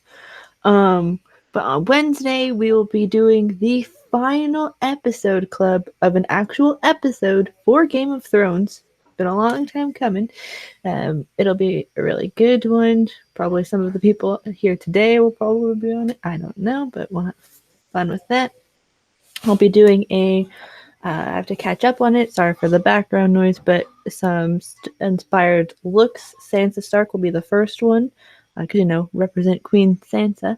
I'll probably be posting a what Game of Thrones meant to me video, and my reaction video should be coming out sometime tomorrow, BBM, because I know you're probably wondering about that, but it should be coming out very soon. And thank you, Johnny, Justin, Knight, John, and Catherine for joining me today, and of course Johnny for having a final Nooners of Thrones, but I don't think Nooners of Thrones is going away officially, and also Butch Dream showing up, all of that stuff. You know where to find me. I'm always here too, so yeah. There will always be Nooners and Quickies aplenty on my channel. And yeah, it's getting really sexual in here, Justin. Night is my laughing tree because I'll let Justin say something else in the end because I swear he wants to. No, I don't want. No, I'm good, dude. I'm just saying. You seem very sensual. I'm loving it. It's very lusty. You're a very lusty man. you know what it is. Night. What's good, man? The Iron Throner. We got some books to get into, and I think I'm gonna help you with that if you'll let me. Maybe we can get that awesome channel of yours going. Peer pressure. Yeah, no, super keen, Johnny. That'd be great. I spoke to you about a couple of topics that I'm keen on exploring earlier. But as far as tonight goes, thanks a bunch for having me on. Really appreciate it. Absolutely stoked to be able to sit down and just discuss basically how I feel and just the thoughts about it all. There's a lot of processing and you get stuck with a lot of thoughts that are good to get out with like-minded people. It was wonderful to meet Catherine and Justin, and I really can't thank you enough for having me on. Go to channel the Iron Throner, kind of just starting up. You can check that out, or you can check this account out as well. Night of Smoke the Laughing Tree, but that's just usually me hanging out in the chats and having fun. So but yeah, thanks again, Johnny, and thanks to all the people on the panel. It was great talking to you all. Yes, sir. Yes, sir. I appreciate it. Appreciate all of y'all coming out. I'm gonna try to give a little shout out to everyone before we go. And not every single person, but I'm going to give some shout outs here. Jenny of Coldstones, MackenzieLBurns, Leslie Chevalier, is that right? I hope I said it right.